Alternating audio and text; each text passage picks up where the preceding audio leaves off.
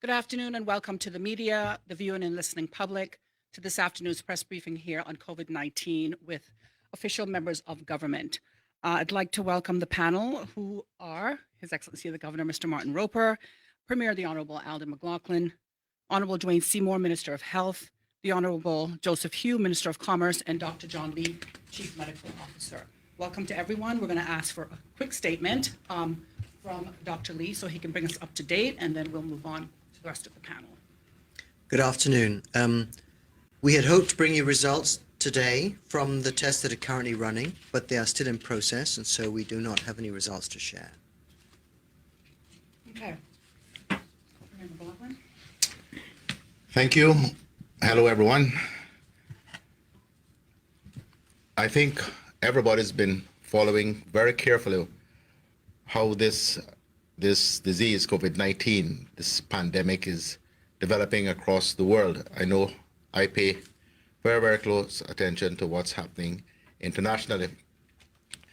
I do so not just because I want to maintain interest, but I also pay very close attention to how other countries are seeking to grapple with this disease. There's been some very worrying news. I think most people would have seen that Italy yesterday recorded the highest number of deaths ever in the course of a day. I think it is 425. So there are some countries that are really, really stretched beyond belief. In the United States and Canada, and a development which most people would have thought was not possible, was announced by the Prime Minister of Canada, Justin Trudeau, just a little while ago, the closure of the boundary between Canada and the United States for all but essential and trade purposes. I think what we are seeing is an increased effort on the part of countries all around the world to isolate themselves and to seek to contain the virus by being able to manage just those people who are there. In Cayman, the other very significant development today is that the United Kingdom government, I think we're slightly ahead of them in that regard. I spent a couple of hours this morning on a conference call with Barnes Sugg, who's the new Overseas Territories Minister, along with other Overseas Territories leaders, learning what developments are like in the other territories and being able to exchange views and perspectives and to learn what the United Kingdom government is continuing to do to support its territories. I was very reassured I think we all were, by Barnes Sugg, to learn that they are sourcing additional essential equipment and supplies for us, particularly tests, that the UK has gone into heightened mode to try to produce more equipment, necessary equipment like ventilators, and that she gave us all the assurance that whatever it is that the United Kingdom government can do to continue to assist us in the territories, they will do. We talked about the importance of maintaining an air bridge between the United Kingdom and the territories. I think everyone is settled on the view that Cayman should be the center of that, and that we would be able, if necessary, to utilize Cayman Airways, either the jets or the Saab, to distribute personnel, equipment, medicines, whatever is necessary to the other territories. I think another fine example and testament to the infrastructure that we have developed, here, and the abilities that we have to be of service to our brothers and sisters in the other overseas territories, and I dare say even further afield within the region. I want to focus a little bit on the concerns that many people have about the imminent arrival of a significant number of our students and indeed the other residents over the course of starting tomorrow and through the weekend. As I said yesterday, we have, as best we know, we have about 470 students overseas in the United Kingdom. We have 250 of those roughly on scholarship.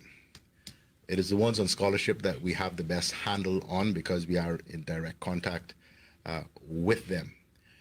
We are not certain how many are actually going to return, but I think we have to cater for the upper end of the numbers. So we want to ensure that obviously all of our people have the opportunity to come back home during this unprecedented global crisis, and we want to do everything we can to welcome them.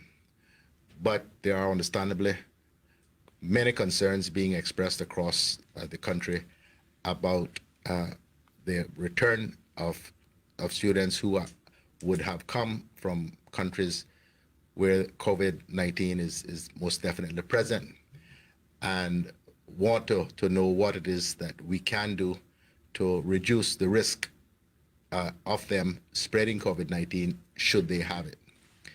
So we have said all along that persons returning to the Cayman Islands from any country should self-isolate for 14 days. Now, we understand that this creates a broader issue than just the individual who is returning. It impacts the family to which they will return. And Dr. John Lee and all of the other advice that we have make it very clear that it is critically important that if a person returns from overseas into a home, then the entire family that lives there and indeed that visits there must be self-isolated as well. This obviously creates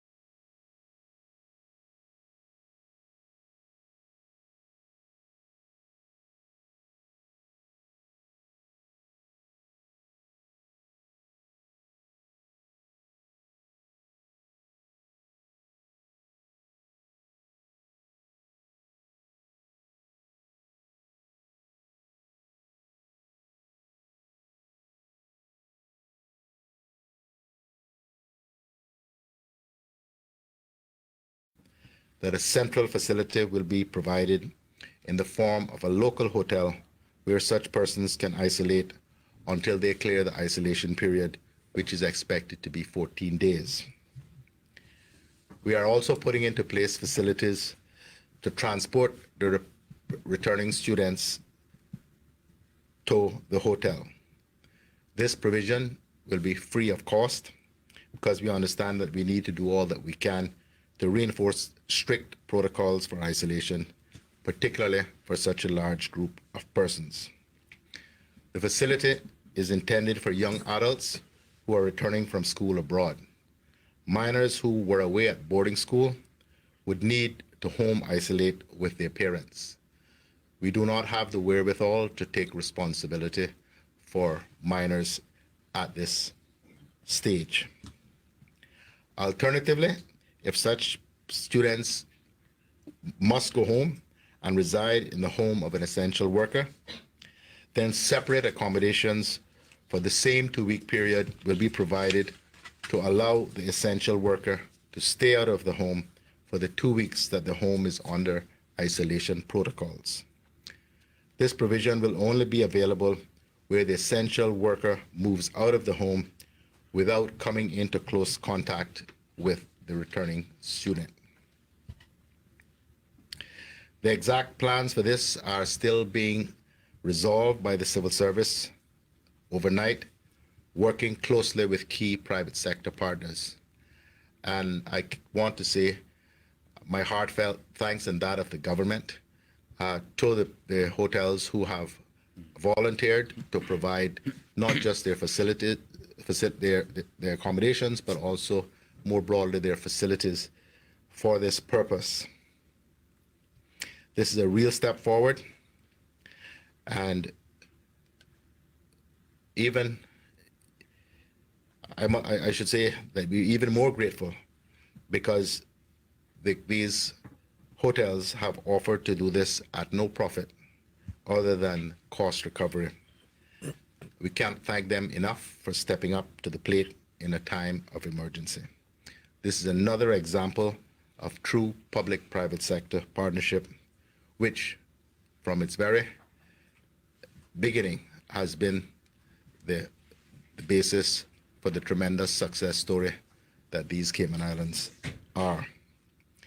So persons who wish to take advantage of this should call the NEOC call center. The number is 1-800-534-6555. I just want to underline again, this is not mandatory. Self-isolation is mandatory. Isolation is mandatory, but a stay at one of these hotels is not mandatory. But it does mean that if the student returns to the household, the entire household will have to be isolated.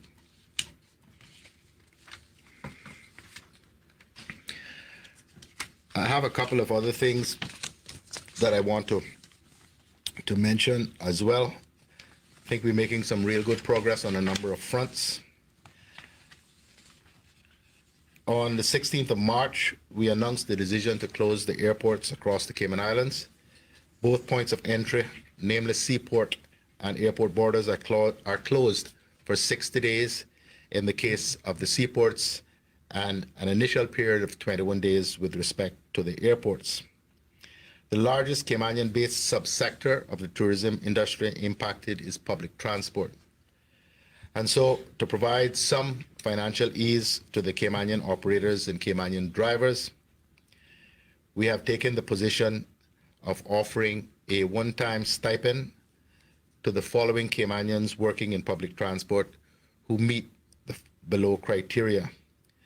They must be Caymanian, they must be approved to operate one 15-seater bus and permitted to operate as an operator or driver in the following categories: taxi, tour, or dual taxi and tour, or water sports. It is proposed to disburse $600 per person by Tuesday the 31st of March this year. This will cover the period of 1 month border closure in order to ease the financial burden of subsistence to these public transport operators' drivers during the airport closure time period. Additional tourism sector groups could be added to this consideration for a stipend depending on the need. I hasten to say that this is going to be a protracted period of crisis. We are addressing as many of the issues as we possibly can. We're grappling with many issues, and no one should believe that because we make an announcement today or yesterday that consideration is not continuing to go on about other sectors of the community, other areas that will require redress. Some other good news is that in addition to the announcement that I made, I've forgotten which day now, about the banks being prepared to offer payment holidays with respect to mortgages and loans on a case-by-case basis. Butterfield Bank has just put out a little earlier today an announcement offering a automatic 3-month payment deferral program on all residential mortgages and personal loans in good standing. So I could just thank Butterfield for what they've done, urge the other banks to follow suit, and to advise everyone who is affected by this and who would benefit from such a deferral to contact their bank, or in this case, Butterfield, about making the necessary arrangements. They've put out a statement themselves, so I'm sure most people would have an opportunity to see that. Finally, I've just been advised that the credit union is also,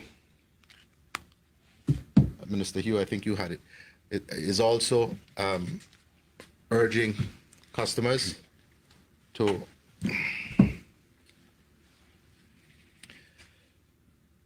it is also saying that it is working with members to provide waivers of payments or refinancing, and the members who are interested in availing themselves of these concessions to call 949-8415 and speak to one of the loan officers.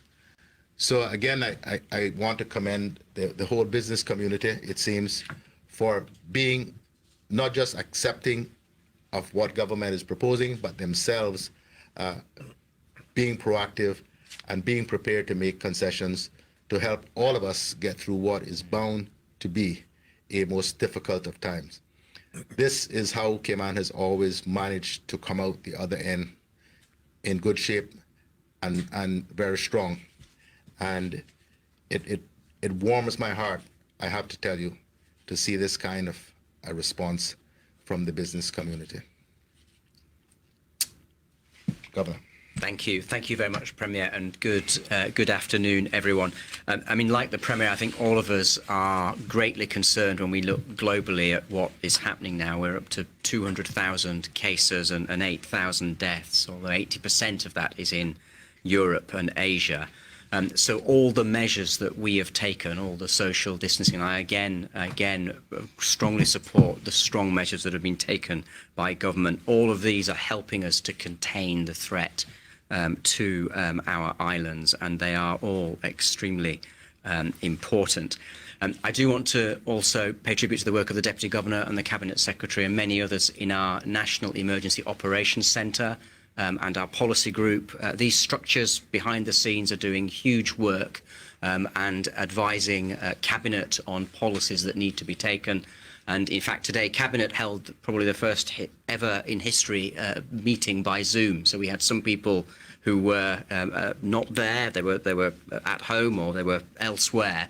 But that's a good way of working flexibly and being able to take decisions quickly. So that is very positive as well. I also want to join the Premier in saying that we're seeing some really good and positive examples of Cayman kind, the measures that the Premier set out. But I would just urge that applies to everybody, and all of us need to help and support and show empathy to everybody out there, including people on work permits. This is an extraordinary situation, and a lot of people are in an immediate issue, an immediate problem. So we need to show empathy and support and really show Cayman kind to everybody out there. And I'm glad the Premier mentioned the air bridge between the UK and the overseas territories. That's something that my office is continuing to push forward, and I think that is something that we absolutely need. And we will continue to make as rapid progress we can on that. I think I'll pause there today. Minister Seymour, do you? Good afternoon to the listening public, including Cayman Brack and Little Cayman. Most have heard all the measures put in place, like closing our ports, bars, gyms, swimming pools, etc. And we know these are quite different times to what we're used to. And I ask parents to take it easy and make daily schedules for your children. And I ask children to be patient during this time as we try to stay ahead of this coronavirus. It won't last too long, hopefully, if we adhere to all the measures the government is putting in place. Please follow the guidelines set out in terms of isolation or quarantine. These are important in containing the spread and leveling the curve, as all persons arriving on island through Sunday will have to self-isolate. We are in the planning stages, soon to go fully in the trenches. This is the calm before the storm, I'd say. And when the elevated stages are here, and it will come, sadly so, as this is something never seen before. You all heard of the carnival postponement, and the groups has got together and have suggested a date early in October. We will monitor this situation and advise accordingly. As a praying nation, let's pray for a vaccine soonest. COVID-19 is not prejudice. God bless us all. Thank you. Good afternoon, everyone, and particularly those in the listening public. I just want to highlight some of the efforts being made by my team in the Ministry of Commerce to assist the small and medium-sized businesses in particular as we enter into this uncertain stage.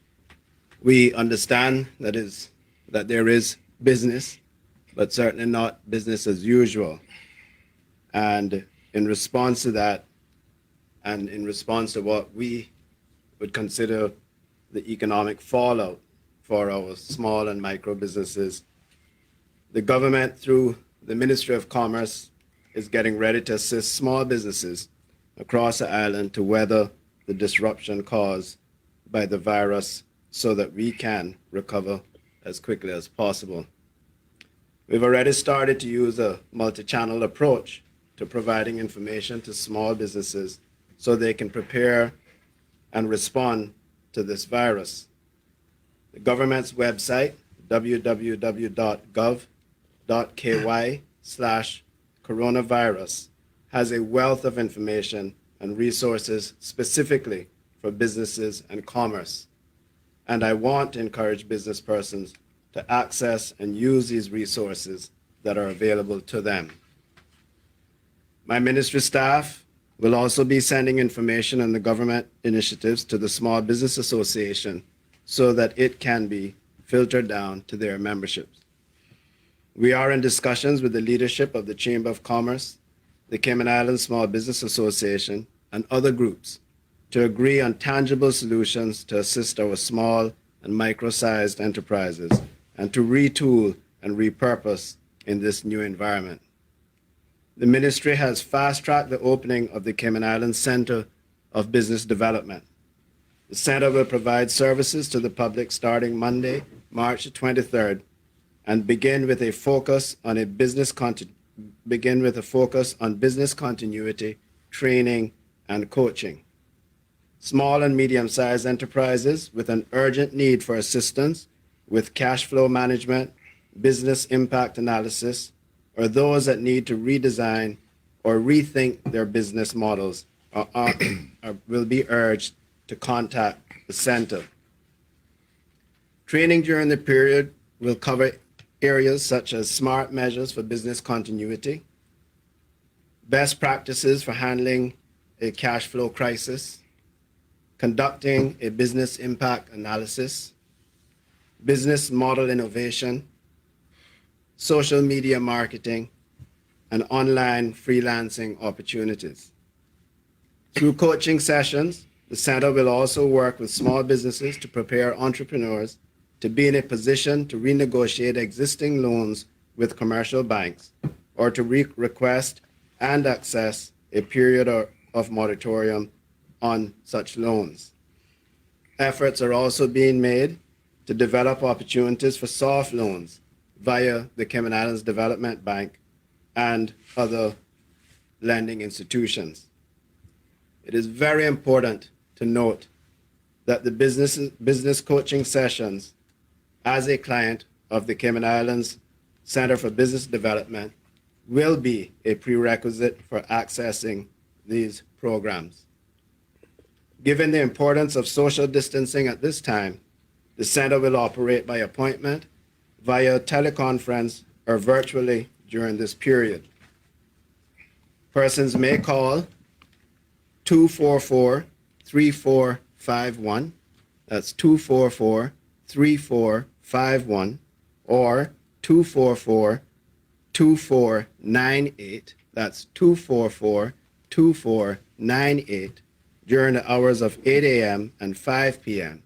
And we have extended hours up until 10 p.m. by calling 926-5771. That's 926-5771. While the center has been established to support small businesses in general, the particular focus now will be on those businesses that are severely impacted as a result of COVID-19. We want to speak today to the importance of preparation. This is not the normal type of preparation that we are accustomed to. This is not preparing for a hurricane where we bunker down and put up shutters and elevate things from the ground and cover our computers. This is not a physical, but a strategic preparation.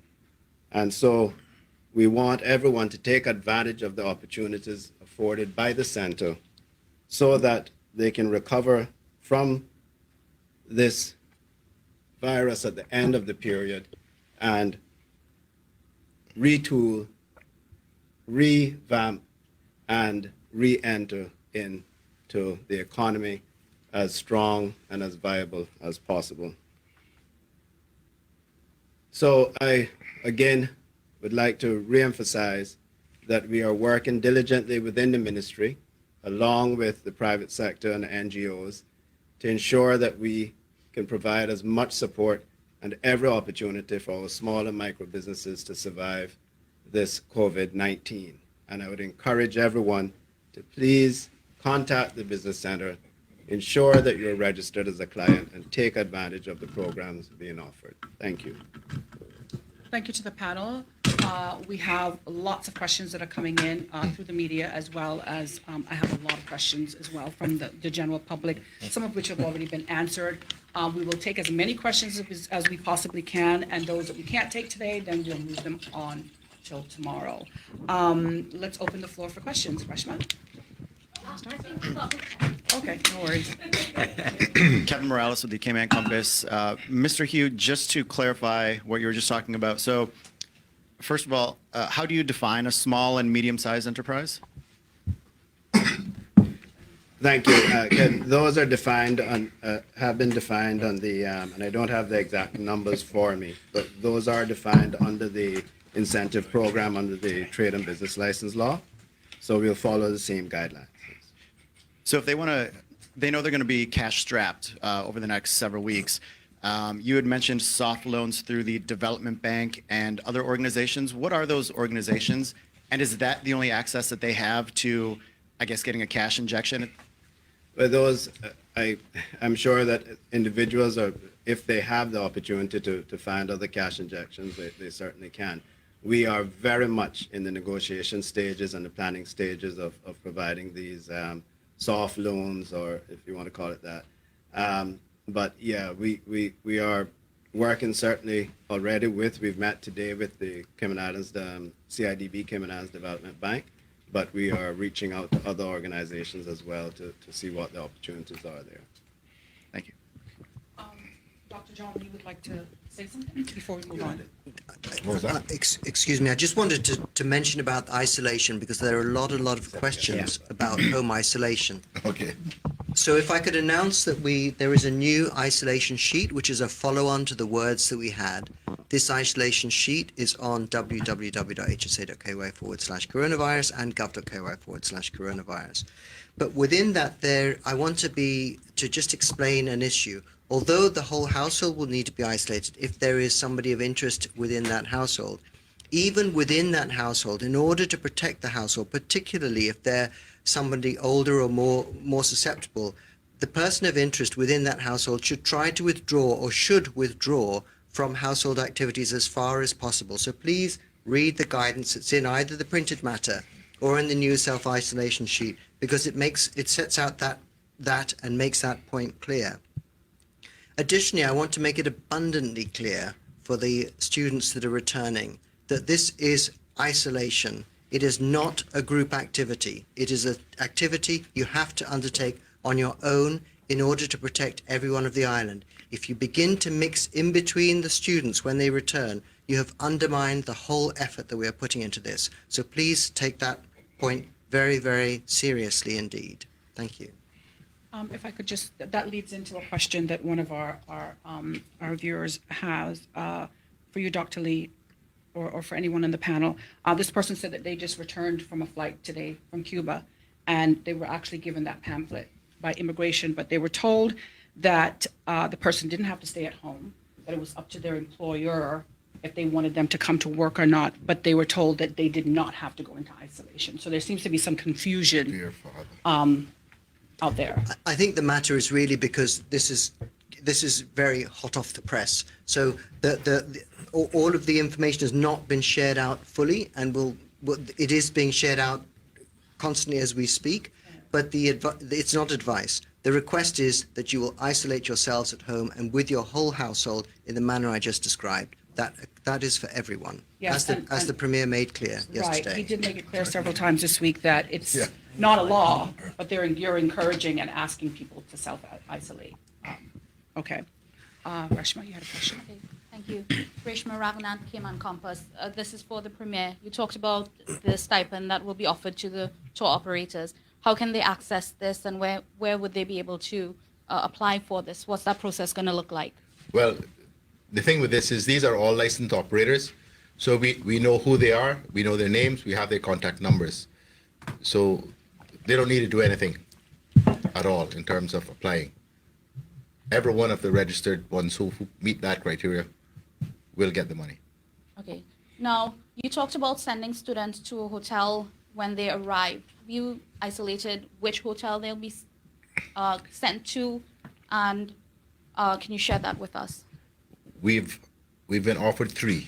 As I said earlier, we're still working through the logistics because we are probably going to have 2 categories.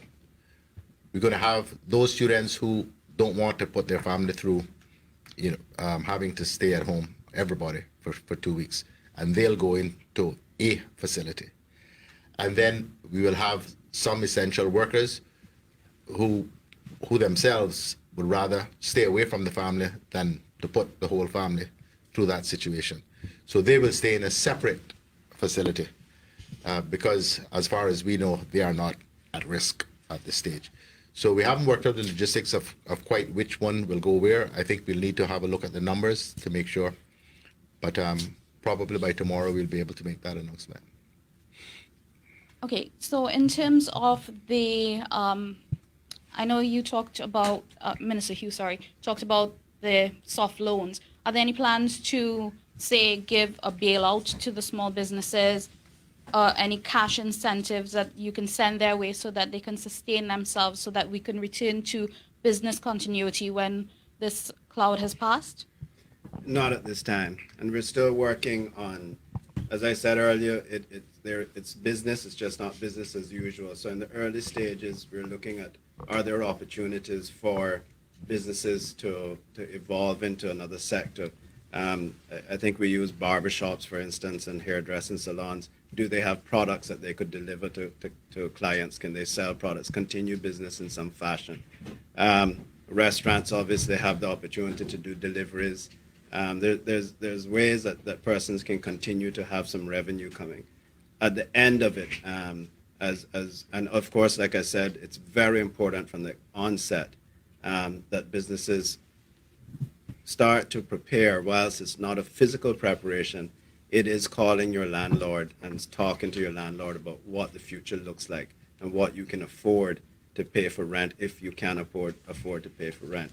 It is about talking to your lending institution about making preparations for what you anticipate the future to be like, whether you're closing your doors entirely or whether you still have some business. You want to have those discussions with your lending institution. You want to have discussions with your staff about what your plans are in dealing with them, what their options are. Because there's still a couple of days left. If some want to go home, if they're on a work permit, if others are here, how can you utilize them? Is there opportunities to use the time for training? Are there other segments, or perhaps you may have other businesses that they may be able to move across to that still have some income coming in? So there's a lot of work to be done. It is a very concerning time, and persons may panic. There's a lot of uncertainty, but this is a time that they have to make some very, very tough decisions. This is a time that they have to put plans in place to be able to weather this storm. So we batten down, we put hurricane shutters down, and we get water, and we know how to prepare and how to weather a hurricane. This is no different. It's just a different type of disaster. We have to batten down our businesses. We have to prepare to weather through this storm as a business, and that's where we're focusing at the moment. Okay, thank you. I don't know if this may have formed part of your discussions. Is there any plan to say, and this was a question that was sent in, to say give hotels some ease on their hotel tax as we continue to deal with the COVID-19 situation? But hotel tax is paid per a guest or per a room. It's a room tax. So I think most hotels are closing. I don't think that. I think the ones that we would be utilizing, we would probably waive that room tax, which is usually not collected on locals in any event. Okay. I have a question. For essential workers, there's some nurses and nursing aides on island who are concerned because they work with the sick and the elderly, and they themselves have pre-existing conditions. What should they do in that case if they're not being told by, some of them are in government, are employed by government? What should they be doing? I don't entirely understand the question. I mean, basically, if they have queries about their working environment, they should seek advice from their managers, who would best be placed to give that. And I know that every manager that I know in healthcare, and it gives me a chance to say this because I've been wanting to say it, I really would like to thank so much all of those people in healthcare whose, for the last 6 weeks, lives have been turned absolutely upside down over this matter. So thank you very much. But if the people who are concerned about workplace events and they work in healthcare, please discuss them with their manager. If the manager is not sure what to do, although I know that a lot of them have got a lot of information, they'll be able to escalate it until the answer can be found. Okay. I have a few more questions that I'd like to ask on behalf of the public. Will government still expect companies or businesses to pay pension and health insurance if persons are laid off, even temporarily? Well, we haven't yet taken decisions around this issue of pensions, which is is complex, but it is an issue that we're certainly working on. In the normal course of events, if someone is still your employee and you are paying them, then you would normally be expected to pay the pension contribution. So we have to look at this whole question. There's been significant representations about a pension payment holiday. There's been representations about people wanting to take money out of their pension plans. So we have to consider all of these and come up with something that is viable, not just for now, but for the longer term as well. Will companies who operate the public school buses still be paid so that they can pay their staff? I know of no proposals to change that, but I'm not directly connected to that, so I can't answer categorically. But nothing has been said to me or cabinet, quite frankly, about that. Okay. I know that you mentioned, Premier McLaughlin, earlier this week that British Airways would only be operating after Sunday, bringing in essential goods, that sort of stuff. But there's just so that you could repeat it. Can you repeat the fact that British Airways will not be a passenger loading flights. They won't be bringing passengers after Sunday, or is that? I mean, there are no planned passenger flights for visitors, period, after 11:59 p.m. on Sunday evening. Not from the UK, not from the US, not from Cuba, not from Honduras, not from Jamaica, not from anywhere. yeah, but what we are seeking to do is explore an air bridge between the overseas territories and the UK, and that might mean a flight coming in with equipment, with supplies, with medicines, whatever is needed in the overseas With territories, personnel. but not personnel. It might be needed as well, but not, as the Premier says, passengers. Yes, I knew that. I just wanted to say that. Reshma? Kevin? Premier McLaughlin, how many public transport unit drivers fit into the category that you talked about before, where they're eligible to receive the stipend? I don't know off the top of my head, and it's not in the brief I have. No problem. We'll follow up later on with that. Do you have a rough estimate as how much government will be spending in terms of putting up either the students returning home or the local residents who need to self-isolate in hotels? Is there a rough estimate? No, what we've been offered is that we just cover the operational costs of the facilities. I don't know that we even know what those are at this stage. Okay, thank you. And a question for Dr. Lee. You had mentioned, first off, just we don't have any results today. Can you explain why? It's really a question of it takes a finite length of time in order to do these tests, Kevin, and nothing more than that. I mean, there's nothing I'm hiding. There's nothing up my sleeve. It's just a question of time. Thank you. Is there any consideration being given to taking temperatures of arriving passengers between now and Sunday? Yes. They're asking the question. Yes, I'll let Dr. Lee speak because there is a view that it's not terribly helpful because if you have a fever, it can be masked in many ways, and there are other reasons.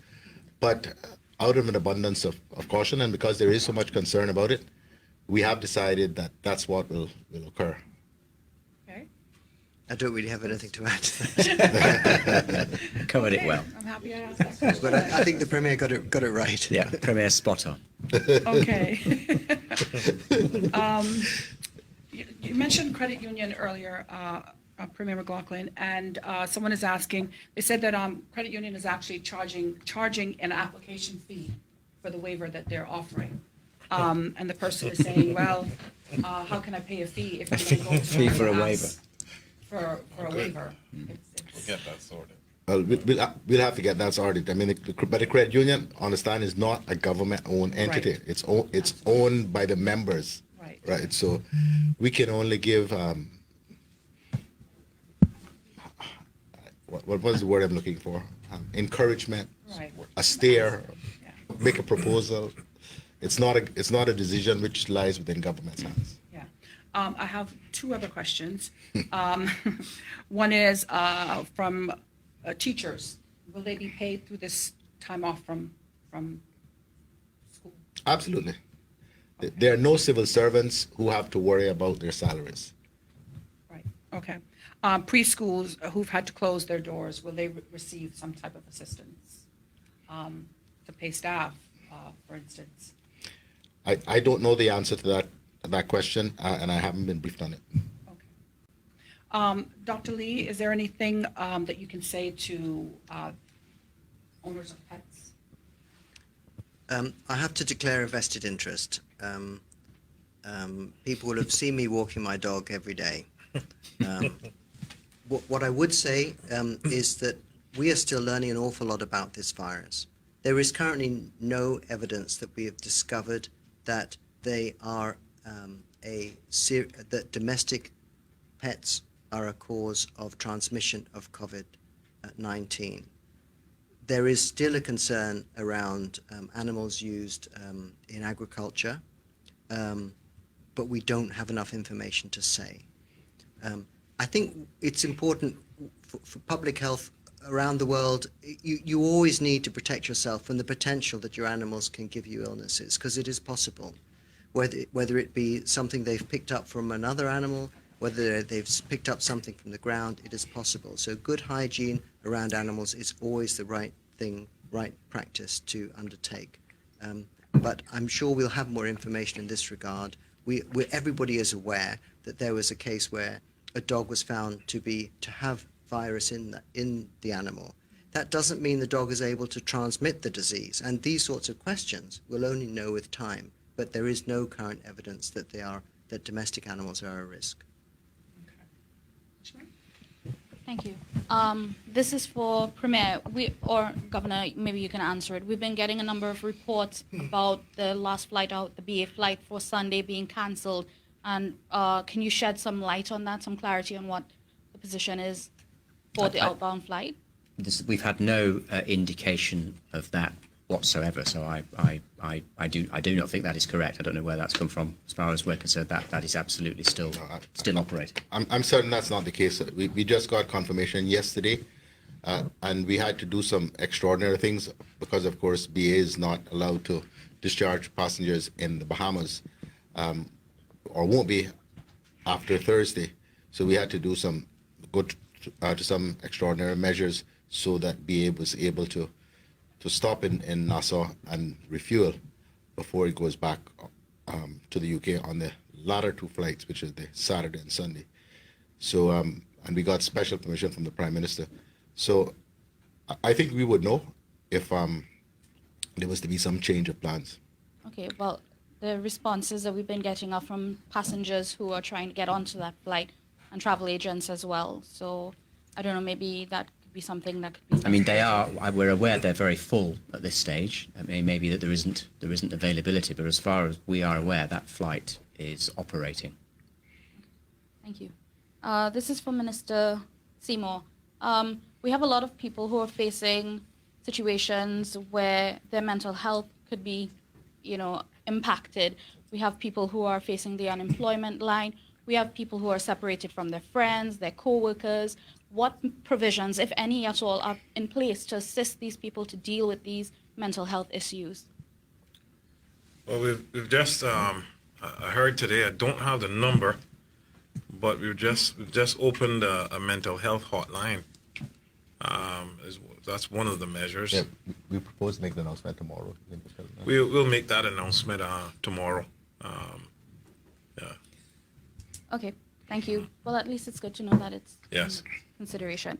And as you're on the camera, Minister Seymour, I have a question that came in from one of our viewers about Carnival being moved to possibly October. There are a number of events that are going to be held in that month as well as people plan for this virus, and the plans have been shifted to that same month. Can you give us an idea of why this month, or if that is just a guesstimate for the time being, and that will be shifted as things go on? That wasn't anything decided by me or the ministry. That was decided by the bands themselves. They looked at the most opportune time to have it that wouldn't coincide with other international events, such as Miami Carnival or Bahamas Carnival or Jamaica's Carnival, because some of the other countries have already decided on a new date. And this, they actually picked 3 dates.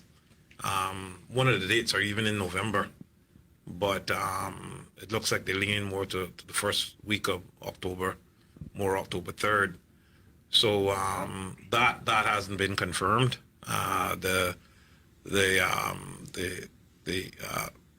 Marcia Matu has been contacted from the foundation, and we're waiting on the opportune time to have further discussion on it. I think it's too premature at this time for us to try to make a decision. We need to go through at least a 2-week span of this virus to see if we can flatten the curve and then try to plan for the future.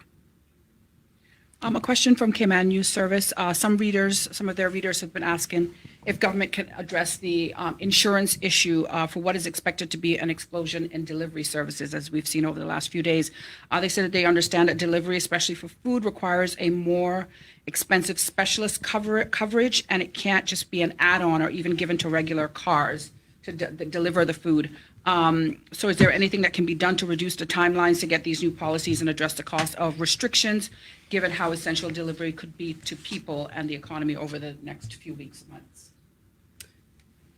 Let me, certainly something we can take on board, but we are working very closely with the Chamber of Commerce and the supermarkets and others in working with the, in retooling persons and repurposing persons such as taxi drivers, et cetera, to work along with a few of the current courier services. So that is one of the ways that we've identified that, is that they could all fall under the umbrella of a few of the courier services that we currently have. That way, we can, the supermarkets feel that they can control the quality of the service. They don't have to reinvent the software, the routing, all of that sort of stuff. So there is a very concerted effort happening in that sector. I'm sure we'll have some more announcements on that in the future. I think that was part of the discussions today with my team as well, in how we can help the Chamber of Commerce and the private sector accomplish their efforts in that sphere. So my team is sitting here in the audience with us, and I'm sure they'll make a note to raise that with the group. Well, I want to say that the Health Insurance Commission is under my ministry, and I will definitely contact the superintendent, Mr. Connolly, and the Health Insurance Commission to see what provisions that we can make to ensure that this is a smooth transition in this time of emergency. Honorable Ministers, there's a couple who is on a private yacht that had plans to stop here on the 19th to refuel. Will they be allowed to refuel and leave? Well, if they just stop to refuel, that's fine. We have, although we didn't announce that initially, that pleasure yachts, boats, whatever you want to call them, were part of the ban when we announced it about the cruise ships. It is going to be, and we're going to add them to the list as well. We just don't want, although Cayman Kind, we usually welcome everybody, we actually don't want anybody else to come here during this period of crisis. We want to contain this issue so that we can understand what the implications are for the country and make judgments thereafter about how we manage it without the risk of new introduction or new possible introduction of COVID-19 over this period. Thank you, Premier. Compass? Okay, thank you. Just to go back to the BA flight again, because I'm still getting messages on this. Given that some people are being turned away, what happens in that situation when they can't get out the island? Are there any contingency plans in place? Any sort of... You mean they can't get out of the UK? No. Or get out? No, both. We might Both. Yeah. So are there any contingency plans in place for that eventuality? Well, no, we don't, because Cayman Airways is great, but she can't fly to the UK. She doesn't have that range. None of our planes have that range, and but we'll think about it and talk about it. It does seem like there is an issue. We just got a message from one of my staff members who said that the Sunday flight was canceled and he has to leave on Saturday instead. But he was able to get seats. So we don't know what the issue is. It must be a relatively new thing, because things were, as far as we know, still on track up until our cabinet meeting, because the minister, deputy premier, didn't mention any concerns at all about it. So we'll have to find out what the issue is and see what, if anything, can be done, because UK passengers are not going to be allowed into the US. So we have those issues. So. You talked about having a conversation today with the Overseas Territories Minister. The UK has also announced $1 billion bailout. Is Cayman getting a slice of that? Any of the overseas territories getting any sort of financial assistance from the UK government as we continue to deal with COVID-19? None of those things have been decided. I'm not even sure that the UK would have had a chance to consider quite how it would deploy whatever amount of money they've made for their own domestic purposes. This thing is just occurring, and it's very fluid and moving. So it's very difficult for anyone to say precisely at this stage how much money is going to be deployed and precisely how it is going to be deployed. We're just at the start of this. Really just at the start of it.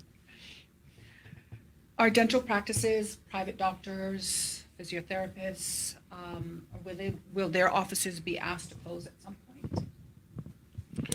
Well, again, we'll operate on the basis of best practice and advice that we receive from Dr. Lee and his team when it comes to those issues. I mean, certainly I'm the Health Practice Commission. I don't know if it's been sent, but I think it was hopefully going to be sent out today to advise to all practitioners about how to manage their caseload, and both the elective and normal routine work, as well as any emergency work that may be related to a potential COVID case. And I hope it's been sent, but it's on its way out shortly today to all healthcare practitioners with flowcharts showing guidance of what to do and so on. Mr. McLaughlin, we talked yesterday about we still have to kind of hammer out the regulations when it comes to what exactly what type of businesses will have to shut their doors for a few weeks, bars, restaurants, et cetera. But we had said that the list wasn't set in stone yet. Do you have any estimate as to when that might happen? Well, we've asked the AG's office to look at the regulations and let us have it, but no new categories have come to any of our minds. We just finished a cabinet meeting, so I think for now those are the Okay, and those are the ones that we think we need to close briefly until the immediate threat of this is either better understood or passes. people have reached out about seeing online that they're still able to book flights past this weekend. Would that just be because online ticket providers haven't caught up to these announcements? I can't answer that one. That seems most likely. All right, thank you. Another question from CNS in reference to CUC. It says it seems that people will still get cut off despite government asking for the cooperation of utilities. Plus, there are people who were cut off before will now really struggle to get reconnected but won't fit the firm's CUC's criteria for a break. Will all these people now have to go to the NAU for assistance? I'm not sure I understand the question. Because CUC, as you know, has offered a waiver for persons to pay their bills on terms and so on and so forth, but the bills will still be there at the end of. Oh, at the end, yes.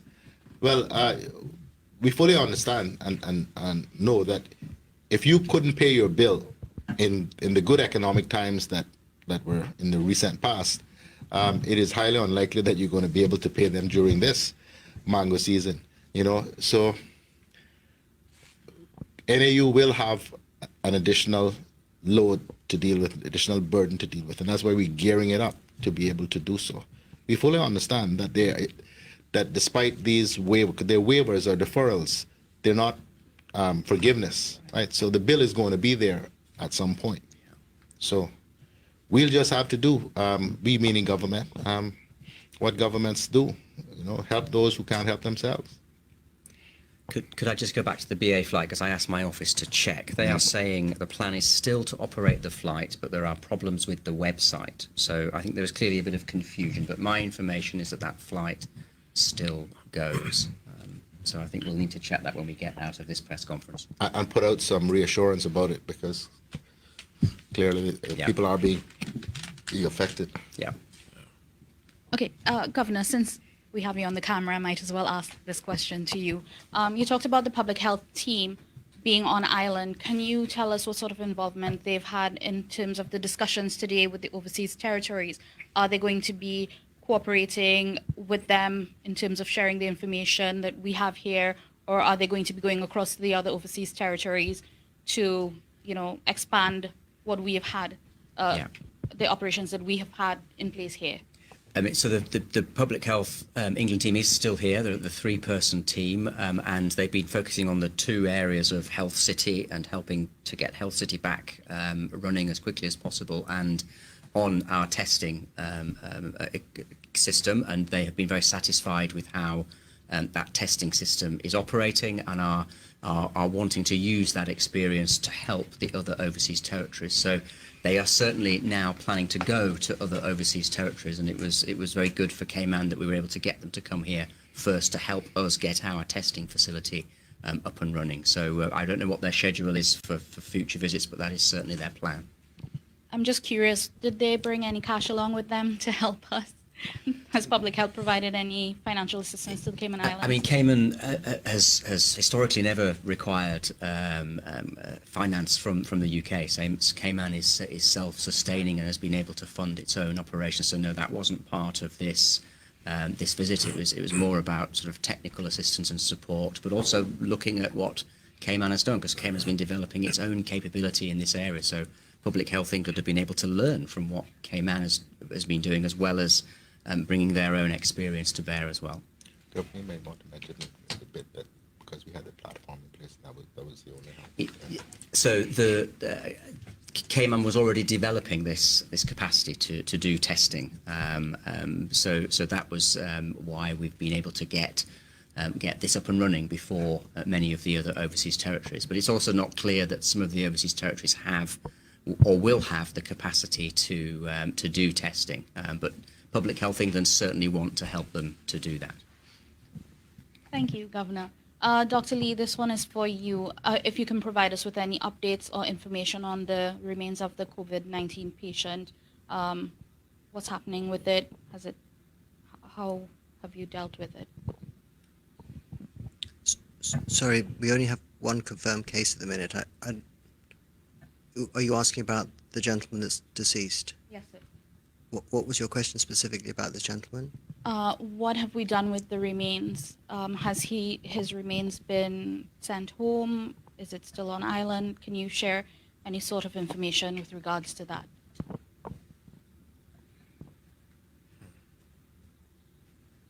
I feel that's a really personal question, to be honest, relating to a deceased person. We've followed the guidelines that are been set out and shared with by CDC and Public Health England about how to manage. Those guidelines have been shared to the National Emergency Operations Committee, and all of the guidelines have been followed.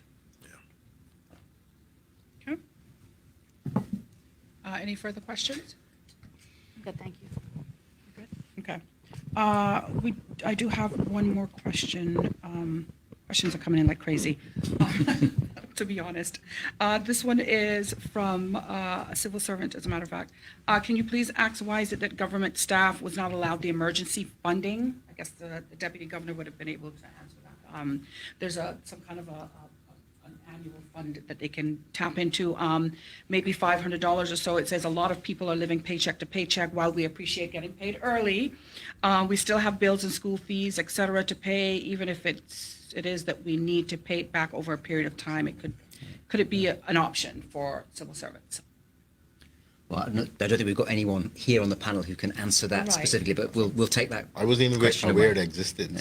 Oh, okay. So if the person is listening, then tomorrow we hope to have an Yeah. answer from the deputy But governor. I think we should say for clarity, though, that the civil servants are, as Premier reiterated earlier, not losing any salary. I guess they would have to make their case if they've come under undue pressure in terms of having to do purchase other stuff to store, etc. Then I'm sure that the deputy governor would assess this. Yeah. Well, here's a question for you that should have you laughing, Premier McLaughlin. It says, please ask the Premier, how can people keep their hair looking as good as his with all the barbershops and salons closed? Start losing it like me. I'm worrying about that myself.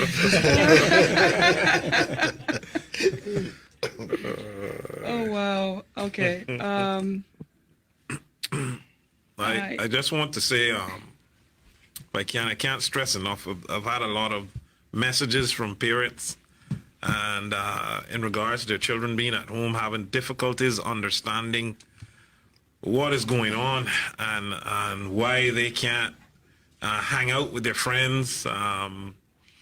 But I want to speak to the children if they're listening, or the parents can send a message on. Is if it's suspected that any of them during any of these hangouts or play dates or whatever has been around someone infected, your whole family will be quarantined for 14 days. So we suggest having a little patience. As said, short-term pain for long-term gain. And we know you miss your friends and family, but we ask for your patience, please.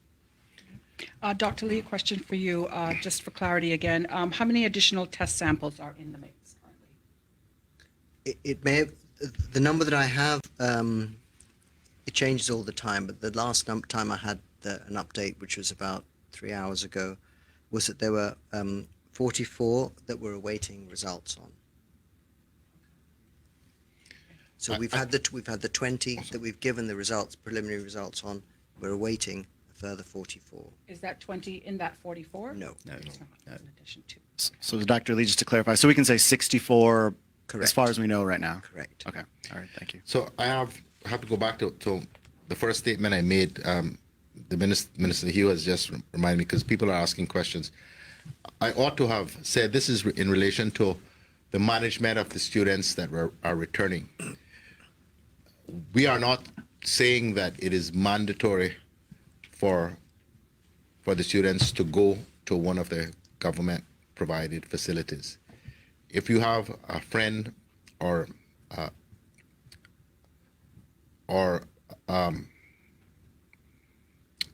no, that's not right. You can, if you have another facility somewhere else that you can go where you don't expose your family or anyone else, that is open to you to do so. We're not saying you have to go to the government facility. And even more so with respect to the essential workers who would be in the home if the student returned to the home, if they have a friend, and that's probably better. If you have a friend or family member that you can go and stay with who has not, to your knowledge, been exposed, then that's fine too. You don't have to stay in the government facility. But what we are doing is providing these facilities so that no one, quite frankly, has an excuse to expose themselves or others unnecessarily to the risk of COVID-19. Premier McLaughlin, someone is asking when the Minister for Education will be joining. They have a lot of questions related to education, so they want to know if she'll be joining. Right. us. So the two ministers from Cayman Brac are currently in Cayman Brac. They have obviously a constituency themselves, or constituencies to deal with. So they won't be back in Cayman until next week. Okay. Any more questions for today? Okay. Can we have some final words from the panel? Minister Hughes is going to wrap up. Okay. No, thank you, Donna. I just want to, first of all, thank the staff in my ministry for their stepping up at this time and continuing to work diligently towards assisting our small and medium-sized businesses. I also would like to thank the private sector, quite frankly, who you would have heard spent the weekend having meetings with us, but in making the tough decisions in the closures and the restrictions of numbers, the industry have responded with their full support, and we are thankful for that, and we're thankful for their understanding and cooperation. So I just wanted to continue to encourage everyone over the next few days, in particular with the public gathering, to be responsible and understand what the potential damage could be caused if we don't follow the guidelines that the government have set out for us to follow. I also want to take the opportunity to encourage persons out there to take advantage of the e-government website when conducting business with government. We have over 35 services, a suite of over 35 services available on that site. That is e-government.gov.ky. So e-government.gov.ky.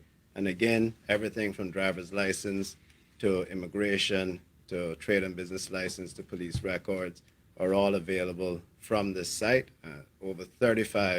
A suite of over 35 services available. So please check with the e-government website before you set out to conduct your business with the government to see if it can be done online. Thank you. Okay, and if there's nothing further from the panel, I'd like to thank you, our viewing and listening public, for joining us. There are a lot of questions that you had today in regards to education. I personally will reach out to the Ministry of Education and get some answers for you on those questions, because as Premier McLaughlin pointed out, the minister is in her constituency on Kim and Brack, taking care of folks there. Any questions that weren't answered today, we promise to get to them for you tomorrow. Until tomorrow, have a great evening.